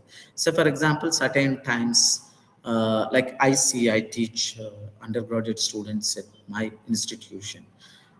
Everybody, whenever as a psychology faculty we interact with our students, they says that many people claim that they have a toxic parents. They have a lot of their parents imposing several things on them. They don't like their parents, so they don't want to go home. They like this, they wanted to explore these areas. So what happened, certain expectations by the culture or the family norms or the cultural norms can shape the individual's perspective on the life, whether those expectations or the norms or forcibly put on the individual, or just the individual as a child had uh, various alternatives what he or she wanted to do. And also, like look at the media exposure, like in the movies, a lot of violent content in the media. Sometimes those violent content are also a kind of influence the people's behavior or aggressive behaviors. Other than this, we also have economic factors, because if you are individuals who live in poverty or face economic difficulties may experience a kind of increased level of stress and frustration over a period of time. That stress and frustration can lead to the aggressive behaviors towards a particular community or allied community, or someone who doesn't have the resources, financial resources, probably target those high class or a middle class, upper middle class, because he's over frustrated, because he sees the world is inequity, like inequality is there. People are having more money, probably that kind of any kind of pressures that comes from economical factors also make people more aggressive. And also the substance abuse. Yes, substance abuse is the most important factor that make people more aggressive, because any kind of substance abuse can impair our judgment, or can impair the ability to control our impulses. That leads to the aggressive behavior. We all see that if someone is intoxicated by certain drugs or alcohol, we see that aggressive behavior in the within them. So these are the several causes that actually the reasons why a particular individual become more aggressive than the other one. So which is based on, remember, aggression is a kind of intention to harm the other person. If I'm frustrated economically or financially, I might target someone who has more wealth or so more money, or I might thought of giving the trouble. If I see that my childhood or my parents are the problem for myself, probably the child becomes more aggressive towards their parents. They listen everyone in their family members except their parents, or except for a particular individual. Or the more they engage with the substance abuses, people become more aggressive, right? It is not that a single cause leads people become more aggressive. Sometimes it's a combinations of these, like your hereditary and your substance abuse, even your social situations also leads people more aggressive than when compared to the other people. So if you look at the theories of aggression, Sir, can there are you several theories of aggression which was mentioned in the textbook. I have skipped two or three theories, because as a psychologist, I know that it has some kind of application to the aggression, but those are not actual aggression theories. It's a point of caution note. The people, like better marks, probably you should go through it. But I have covered all the theories that basically develop to explain the theories of aggression. sir, Right? am I audible? Yes, ma'am. Sir, you spoke about biological, environmental, and what was the third one? Biological. Psychological. Psychological. Okay, okay, sir. Thank you, sir. Hello, sir. This is Preetham here. Yeah, Actually, I biological, have a psychological, and environmental. Okay, sir. hello. Yes, Hello, sir. yes, Am I audible? Yeah, I'm yes, Preetham. So the thing is, you said about the anxiety and loneliness. So yes. is it affecting that aggression in a long run, and it can play a vital role in this Sorry, come again. anxiety and loneliness? So it is playing the vital role in aggression development, or or it it is a might temporary it, thing that, yeah. it might lead, say for example, if someone is chronic lonely, like Yeah. lonely for a for a longer time, that loneliness causes the perception, causes a kind of a frustration. Someone with who are more sociable person, if that you see that if you are not able to have those kinds of kind of agreeable or this more sociable personality, probably you could have that could lead that person, lonely person or a frustrated individual, to become aggressive. That can lead to person to become aggressive, play a vital role.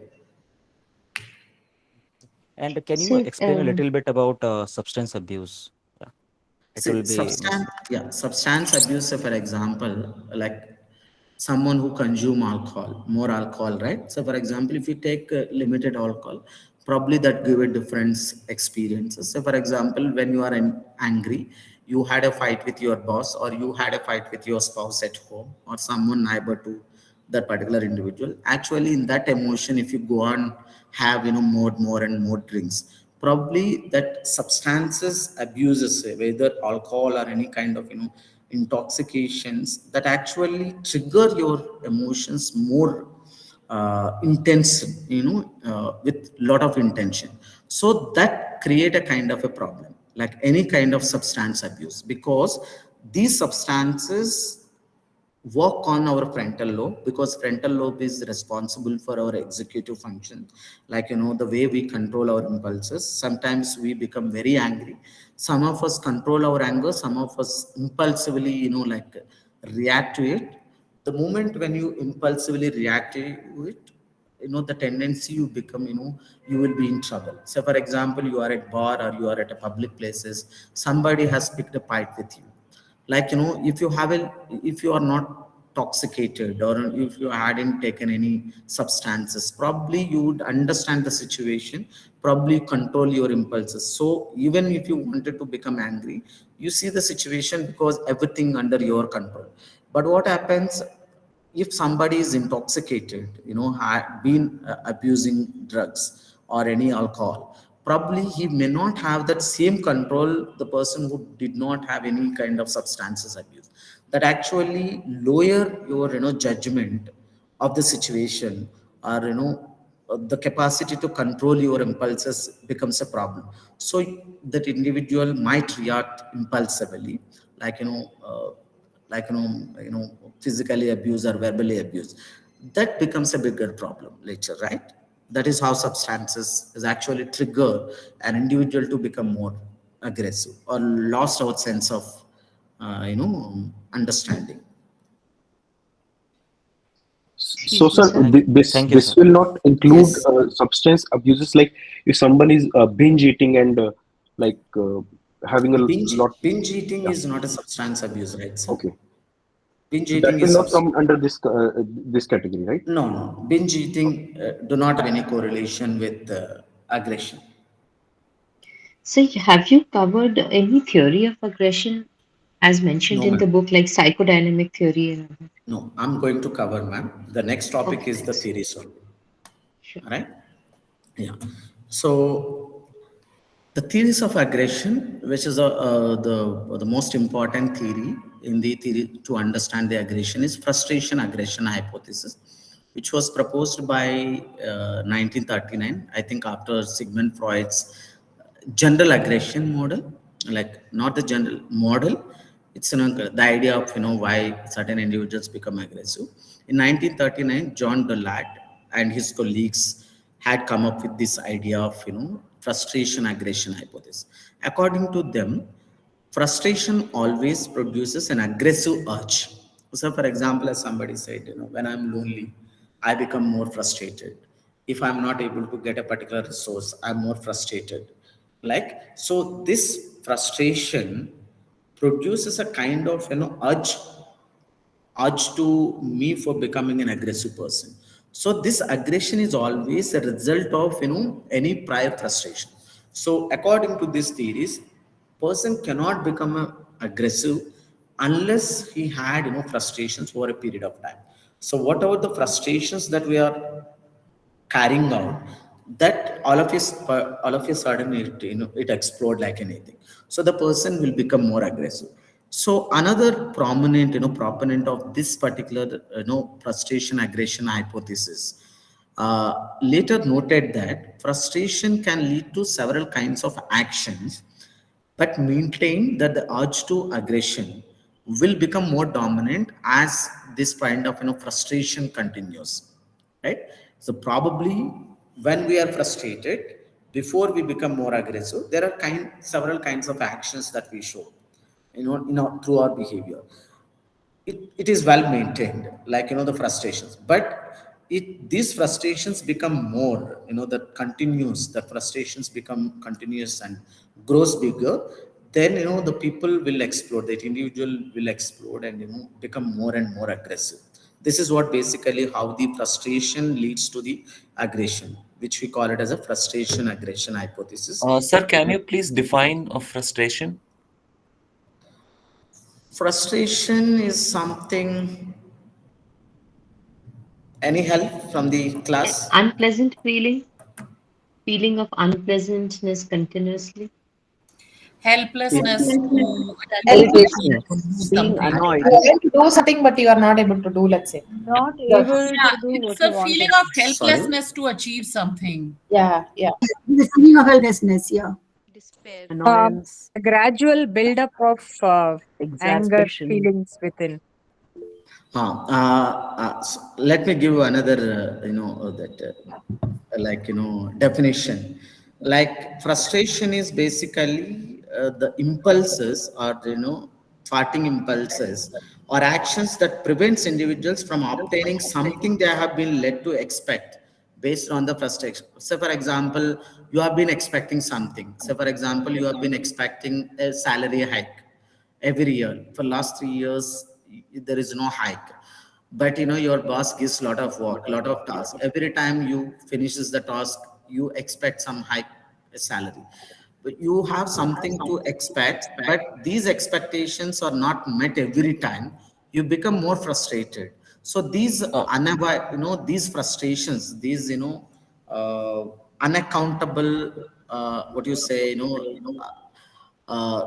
when we are not able to reach out to the Unrequited, I guess. yes, that Unattended. leads to the frustrations. Sir, so You basically you're want saying that sorry, the sorry to mismatch interrupt. between Yes. the Sorry to expectation interrupt. You and want the the reality word causes to frustration. sorry. One You second. want the word to work as far as you're concerned, but it's not going to happen. So frustration is forever. Sorry, sir, I missed a little Yeah, bit. you want the word to work as you want, so as you like. So it's not going to happen. So Yeah. frustration is forever. Ye- Yes, sir. Either we have to change our idea of, particular thing, but frustration is basically, my idea is about frustration is when we obtain something, when we wanted to obtain something that led to expect based on the past experiences, right? If you are unable to do so, we become frustrated. It's a kind of, impulses, or a kind of emotional state and individual experiences when such kind of, the repeated kind of, expectations never met. Hi, sir. This is Preetham here. One question I have that, yeah, sometimes what happens that your frustrations, people are facing it, but they are easily control that. Means even after getting frustrated, they are not able to, they are not showing that aggressiveness in this, in their talks and communication, but basically. They So are good basically, at how? their anger management, could be, or the conflict resolution. We all have individual differences, right?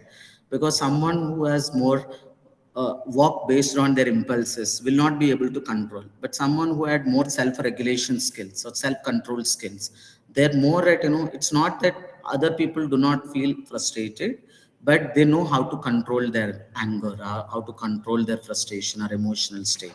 Some of us are very good by default. Some of us are learning things, these skills, how to manage our anger management skills or conflict resolution skills. I think most of the companies or HR will talk about these things, right? How to manage your anger, right? How to manage your conflict in the So this organization. comes so this comes under anger management, right? Yes, yes, yes. Okay. Okay. Right. Thank So you. this would Sir, be a are we going to balance of. talk about what happens when we suppress or aggressiveness? It become a problem for you, like, individually, before it spoil the others. Any kind of, withholding or repressing a long, these frustrations for a longer time can lead to negative mental health and physical health. Because any kind of frustration or aggression related, or stress related, causes, like, having high blood pressure later in our life, right? Right. That's the reason we talk about, whenever it is not that we never become frustrated, we never become angry, we are never become like, disappointed. But whenever there is a frustration, whenever there is a conflict among, within the family or among the organization member, we should reach out the people who can actually manage, or, resolve, or we individually have to, make sure that we resolve the conflict, because it's a good for our health and good for our organization. That's the reason most of the companies nowadays are having conflict resolution sessions or anger management sessions, or most of it's like, how to engage, interpersonal relationships more effectively, right? Yes, got it, sir. Thank you. Yeah. Another important theory, which is, I think, this Albert Bandura will be there in everywhere, like Sigmund Freud in our psychology, because this theory has a lot of impact on several aspects or several, variables in the psychology. If you look at the Bandura's theory, says that aggression is learned through modeling. What is through modeling? It is a direct observation or a kind of a reinforcement. So, for example, when we become aggression, like, like, say, for example, in the previous example, when you are frustrated with something which you are not able to get last few months or years, once you become angry, and, there is a positive response from the organization or the people whom you work with, or within the family members, you see that there is a positive reinforcement. There is a tendency for, in those occasions, you will show more and more aggressive behaviors, because your previous behavior has shown, given a kind of, positive reinforcement. But sometimes, usually what happens, we learn through this modeling. To better understood this concept, Albert Bandura had, done a kind of experiment. We call it as a Bobo doll experiment. Uh, he has used, like, few observers in this study. He wanted to understand the effect of modeling, which is a direct observation. So Bandura had come up with, two groups of young children who are aged between 3 to 5 people. Either observe, they, these two groups observed either an adult playing with a tinker toys, or the other group, an adult committing aggressive acts on an inflated rubber bobo doll, right? In the next phase of this experiment, each child was made to feel frustrated, like 3 to 5 years, because, sometimes children also become so frustrated because they wanted to reach out something. Every time you take, you just change the position of that thing, they're trying to reach out, again you do the behavior, they become frustrated, and, they start crying, right? So similarly, he made these two groups of individuals, 3 to 5 children, become more, frustrated.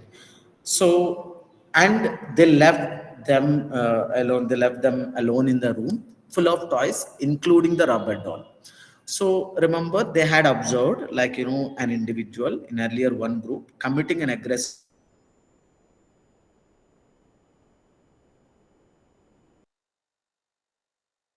acts on an inflated rubber doll, and the other individual tinker toys. So the children who had observed the aggressive model were more likely to behave aggressively towards the doll, similar to the adult. So, for example, the adult model is become frustrated when he was a frustrated. He had, used the bobo doll, like, hitting the doll. That is what they learn from the adult person. So then children who had not observed this aggression model, there could be, there was a differences. So later, based on this Bobodal experiment, Bandura believed that aggressive behavior is a selective reinforced. That, so for example, people act aggressively because they expect some sort of reward. Probably could be material benefit or a kind of social approval, or the people wanted the group attention. So in order to get their group attention, it's a kind of a reinforcement for the people. Either we learn aggression through looking at others, like how our elders behaves, how my mother was, like how my father treated my mother when he was angry. So probably for my tendency, if I have been watching the same behavior, I will also treat my wife later in the similar kind of a patient, because I learned that. Or in the organization, because I once I became angry, like I got whatever the positive reinforcement, every time probably I could end up with, showing the similar kinds of aggressive behaviors in order to get my material benefit or any kind of approval or attention. This is what the Bandura social learning theories says about the aggression. The third important theory, which is also called as excitation transfer theory. So this theory is given by Dolph Gilman in 1971. Basically, this theory is about emotional responses can be intensified by arousal from other stimuli, not directly related to the stimulus that originally provoked the response. So here you will have two arousal stimuli.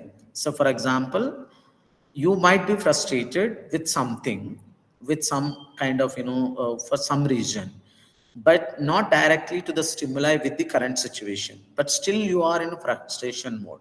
So according to this theory, when a person becomes aroused physiologically, there is a subsequent period of time when the person will experience a state of residual arousal and be unaware of it. Say, for example, when most of the times we might agree, like when your boss said something, some negative, given some negative feedback in the organization, like you couldn't say to your boss, you had come home, like there is a residual anger, the residual arousal, the physiological arousal, because you are so frustrated with your boss, but you are unaware of it. But when you come home, the children might be, behaving in a certain manner, your spouse is behaving in a certain manner. So if any additional stimuli are encountered during this particular, the residual arousal period, the individual may mistakenly ascribe his or her residual response from the previous stimuli to this successive stimuli. So all your anger or your frustration, you might think that you might ascribe to this particular your child behavior or your spouse behavior. So you become more aggressive towards these individuals, not to your boss. So this is what excitation was transferred, or physical arousal transferred from one situation to another situation.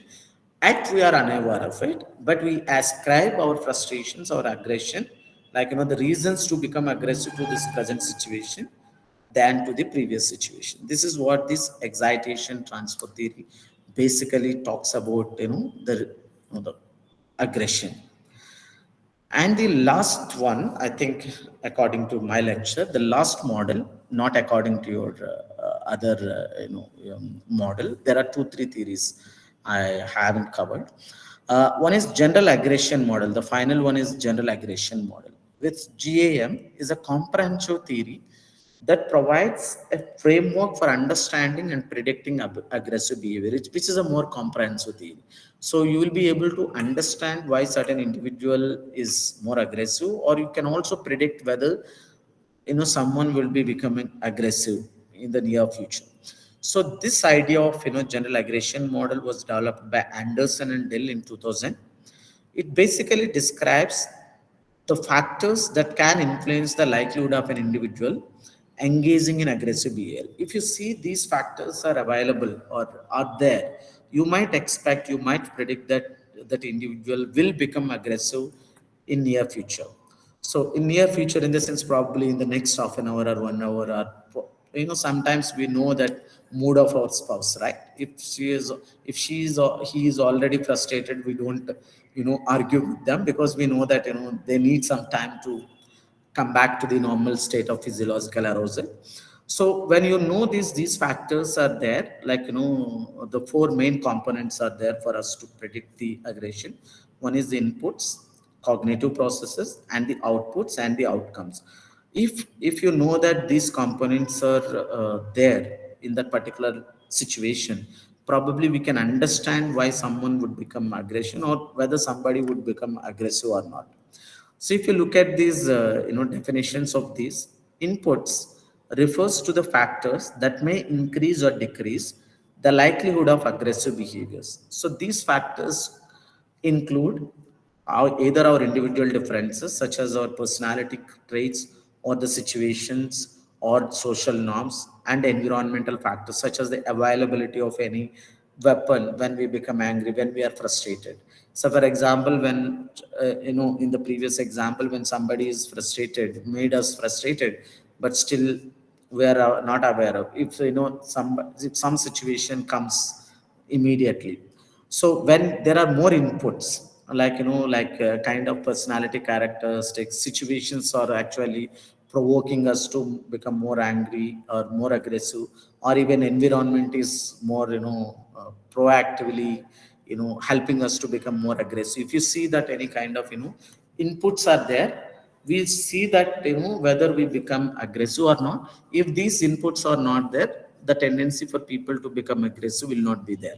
So it's basically factors that may increase or decrease the likelihood of aggressive behaviors. These are the few examples that we Sir, can call it as something that we call in regular life something that triggers. triggers, right? Certain elements of that become a triggering points.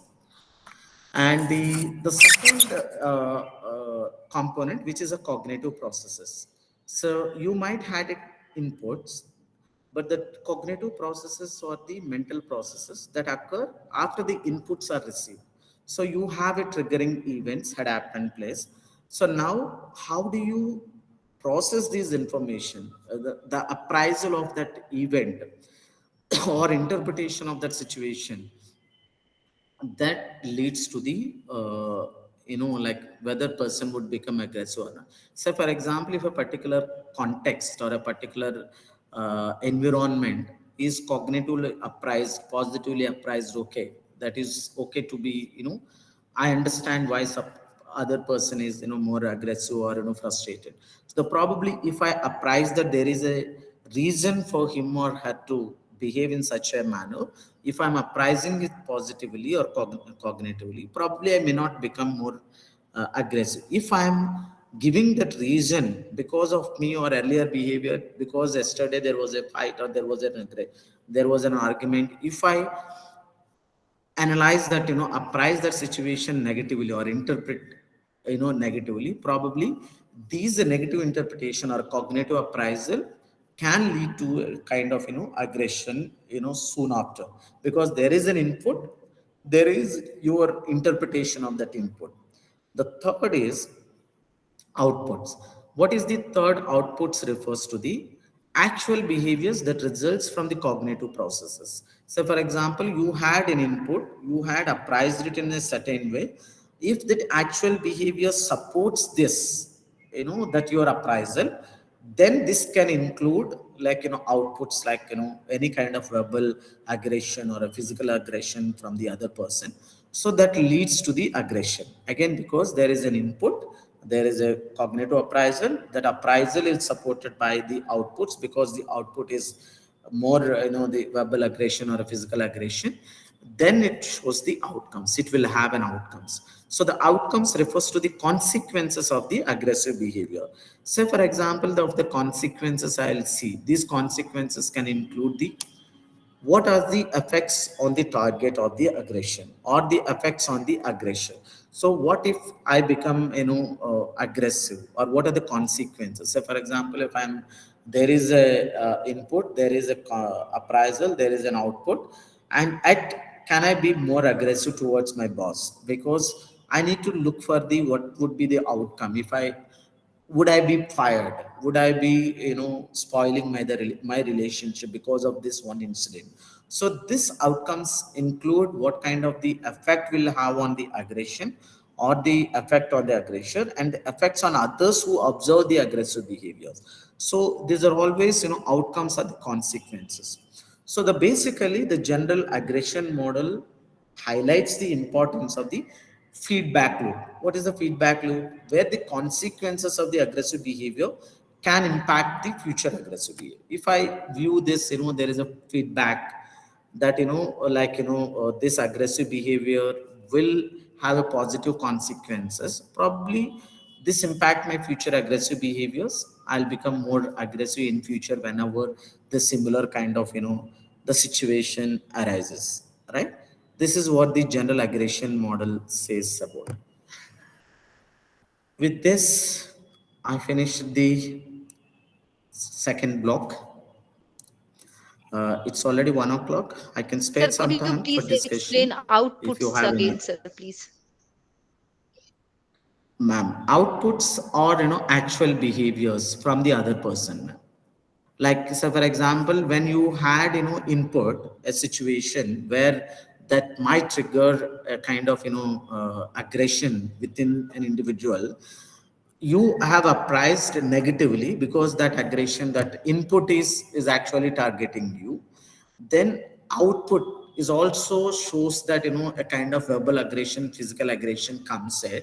Then you have to think about the consequences or the outcomes. So when these are a kind of, structural. When you have an input, appraisal, output, and outcome, that leads to the more aggression. So, sir, it is When affected by external factors.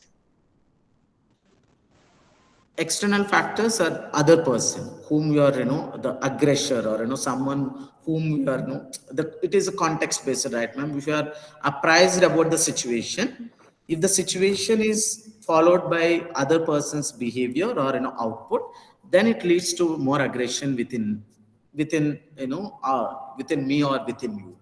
Okay.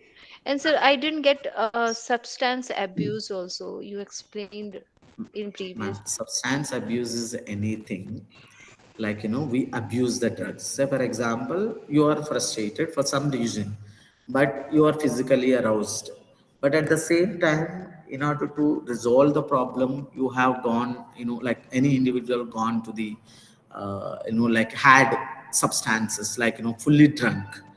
Like what happens when we do these substances, take these substances, it ultimately have influence on our frontal lobe functions. What the frontal lobe is for, there are four lobes, right? Frontal lobe, parietal lobe, occipital lobe, and right. So the frontal lobe is basically for executive functions. Whenever we are intoxicated by any of these drugs, it will have an impact on our, impact on, our executive function. Probably we'll lose the impulse control, right? So when we lose the impulse control, the substances, or, becoming a more triggering point, more, not the triggering point, what, how could I say, that actually leads in more and more aggression. There is already a physical arousal in the body. Even losing the impulses, even if you lose the physical arousal or become aggressive, if you are not intoxicated by the substances, probably you would use your common sense, whether should I say this word, should I be aggressive or not. But actually when you are intoxicated, the ability to control your emotions or impulses will diminish. So when the impulse control is diminishes, the aggressive behavior is more, Yeah. observed Then here. we may become more aggressive and violent, Yes, right? yes, hostile, right. Sir, I have a question. This Sir, I cognitive process, is this like internal? It comes from external. So can you please explain it more? I need to understand it. But cognitive appraisal is from internal, ma'am. Like, how do Okay. we, apprise this situation, right? So how do you apprise this incident? That is what it is, an internal, not an external. That is what goes missing when in case of substance abuse. Yes, right? Sir, I have a question. Yes, So, ma'am. so in a situation, let's say a child infuriates a mother, okay? So now the mother will either maybe responds with an aggression. Okay, now there are two situations. One, the mother is getting aggressive and the child is noticing that aggression. And the second thing is, if the mother is not aggressive and the child has really infuriated, the mother has to withhold. So two principles are applying. One is aggression being observed by the child, and second, if the mother is not aggressive and Showing not aggression. letting out her, not Yeah. aggressive, not of course infuriated, but not aggressive, she's withholding. So Yeah. what is a good way to manage this situation, that you're not withholding and at the same time that it's such a mutually exclusive situation? Yes, yes, ma'am. See, for example, ma'am, whenever we deal with the children, like we should not react so impulsively. Say, for example, the children, yes, children makes us frustrated for certain things, but the handling of the situation where the skill involves in it.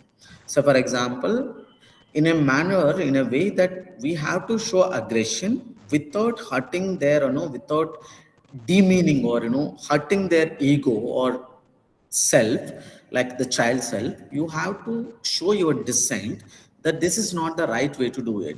So what happens sometimes when we are frustrated, many mothers and fathers, they will either abuse verbally or physical abuse. So they don't talk about this aggression, what causes the child, what causes the mother become angry.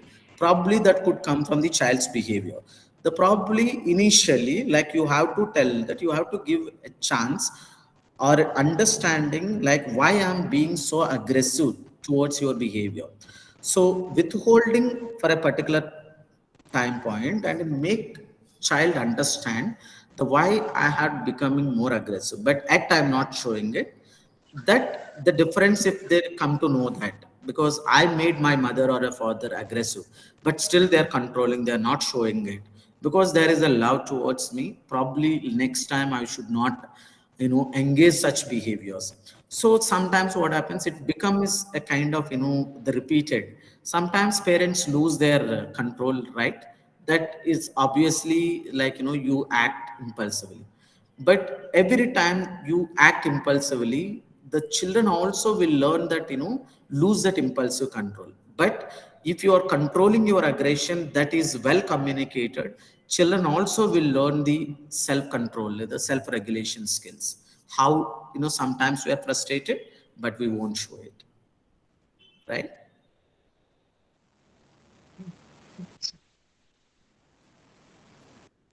Also, on the topic of children, I think we all can relate to this, that the aggression that we have, especially when kids don't listen. Okay, it's good to categorize, to realize at that point whether it is an instrumental aggression or is it hostile aggression. Are we Yes. showing aggression? It's more instrumental aggression, ma'am, with the child. We all have with children, instrumental. We never wanted, a kind of, hurt our children, right? No matter what. Exactly. Yeah. Because at a particular concept or context that, makes us frustrate, a particular behavior. I think even when children show their aggression, also it is instrumental and not otherwise. Yes, yes, yes, yes. Mostly, at least mostly. But But sir, when it's teachers, say teachers or trainers, when they show aggression, it won't always be instrumental, isn't it? It won't always be instrumental. Yeah. No, Yes, how I come? A think teacher is a person who, like, we expect to be a role model. So, for example, might be I'm frustrated with one of my student in my class, but Mm. at he is also my child. Like, if I have 70 children, the best quality of a good teacher is not to take those things personally. Like, I might be frustrated. Probably I should call that particular individual, ask for it. What are the reasons why the certain behaviors are shown, and make them understand. Or if you are not able to handle, as a teacher, probably you should inform the class teacher or the principal, whoever the higher authority, rather than the teacher becoming more hostile towards the child, harming. I don't think so. As a teacher, I never, I sometimes I frustrate, I become frustrated, but I never, will have a kind of a hostile aggression. It's an instrumental. Say, for example, I'm teaching a class, like somebody using a mobile phone, or somebody is keep on talking to the other person. the best way for me to react to it, either take the mobile or separate those two individuals. That ends the matter. If I take it so personally, what happens, that becomes a problem for a teacher, right? Right. Yeah. So So ideal No, parenting, I but think, but I should involve instrumental yeah, aggression. Very instrumental often we aggression, can see yes. that because children are easy praise, because they don't know really how to respond, or so they are, easy praise to victims to hostile aggression from parents as well as teachers, is what we observe if you look at the Yeah, news around your yeah. world. Because they also have a lot of things to become frustrated, ma'am. So, for example, a lot of assignments, do this work, that